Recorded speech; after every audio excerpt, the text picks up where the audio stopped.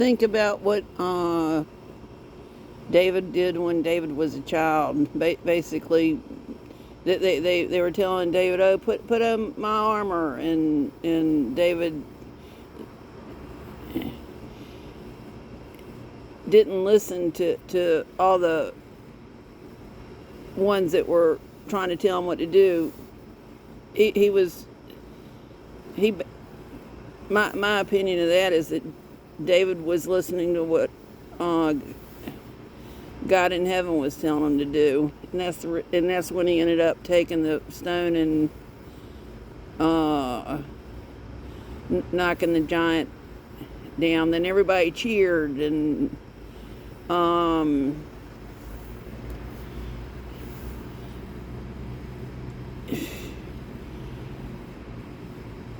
and that was before he became well. I'm not gonna cherry pick different Bible verses. People have to read the Bible for themselves, and the Geneva Bible was written before the King James Version, and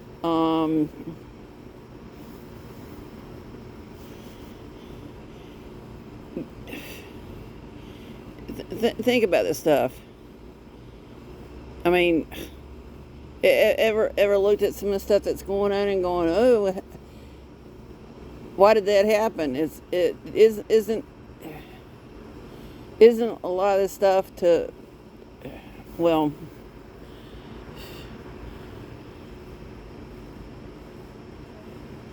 I have firsthand knowledge of slipping up and hurting myself really bad, and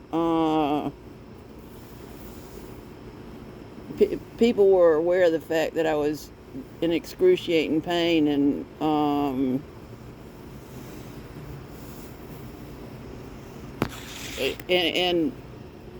I was like, I have to get my mind off of the pain that I'm in. The bed sheets that were on me in my nightgown were soaked, were drenched with tears, and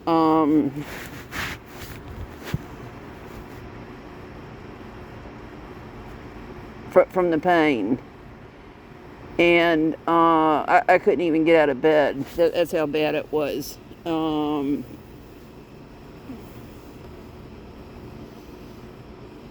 when I did get out of bed, I ended up eating what food I could, just so I didn't starve to death. But anyhow, that's not funny. But what I'm telling you is, uh,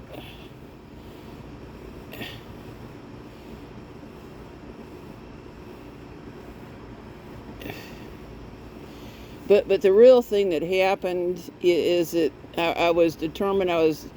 The Old Testament puts me to sleep. So I was like, I'm going to read the New Testament first. And I was like, no matter what takes place, I'm going to make sure that I read what's written on the page. And I would read a line over and over and over again if the pain was interfering with my ability to actually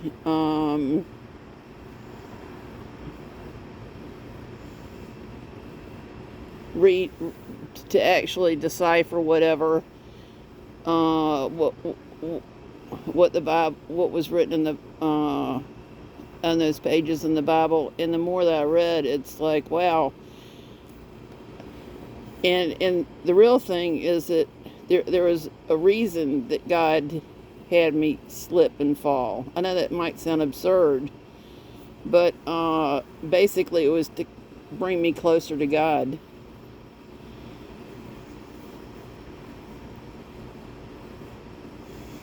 And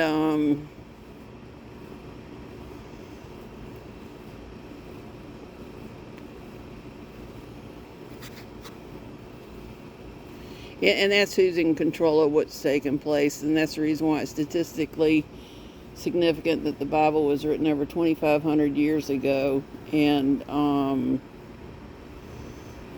I mean, it's kind of like, wake up, people, wake up. I mean, I'm not going to sit there and take a 4x4 and hit people over the head and say, read the Bible, read the Bible, read the Bible. I'm not going to end up doing that. People have a choice to make. Don't sit there and let somebody behind a pulpit interpret or make up what they want to feed you out of the Bible.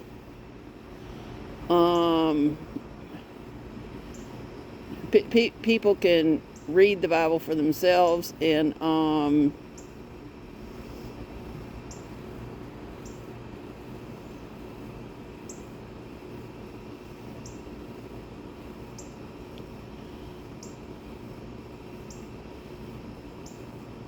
I used to be very active in what are called the churches, and I'm like, I saw enough hypocrisy that I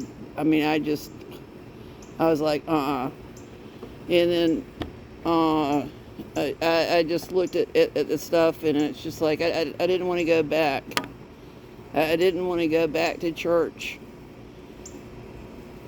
And when I think about who was dragging me into the churches in the first place, it was typically somebody that was up to no good.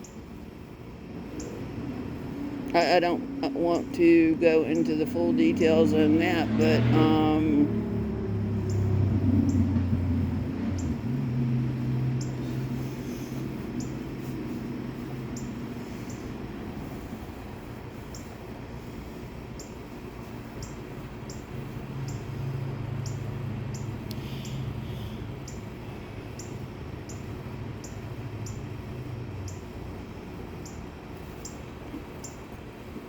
I'm not going to, and the ones that sit there and they cherry pick different Bible verses, for a hidden agenda. I mean, it's so nauseating.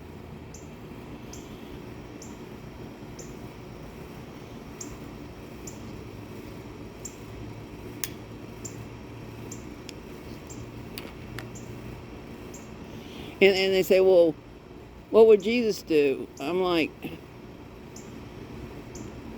I'm not Jesus. My name's not Jesus Christ. Why is somebody sitting there and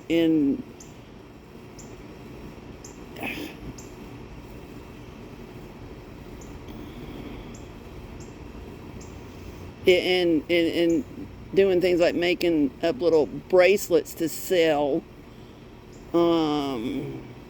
What would Jesus do? And that kind of stuff. I mean, think about why it was that Jesus overturned the tables of the money changers. Think about why Jesus spoke in parables.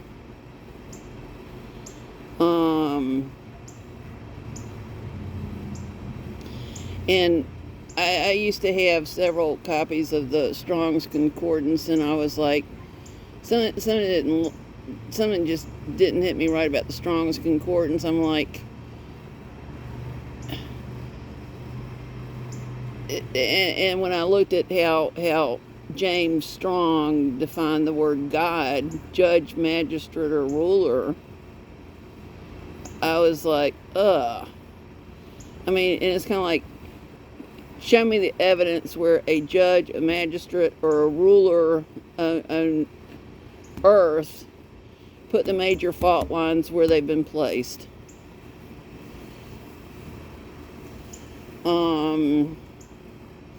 And I bring that up because of the major fault lines that are located at the Mount of Olives, etc., etc., etc. And it's think about who is actually in charge of things. And there's somebody I have to laugh because I just shake my head in disbelief, calling herself God Sealer, and she has some kind of something on her arm. It's like the audacity of her calling herself God Sealer. I mean, sometimes. Oh, and then the date setting. oh, such and such is going to happen on such and such a day. And I'm like, how many times do you listen to that garbage? I call them the date setters. I mean, what?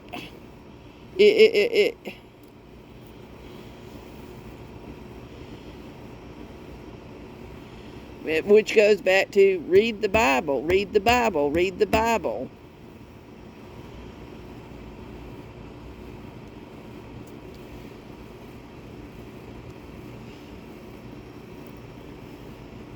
And think about why there are major fault lines, more specifically in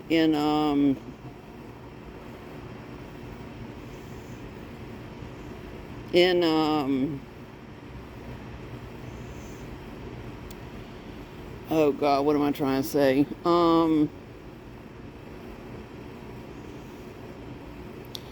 Think about why there are major fault lines at around Mount of Olives, and think about what's going to take place. I mean, what is probably going to take place, which gets back to my main point. Read the Bible.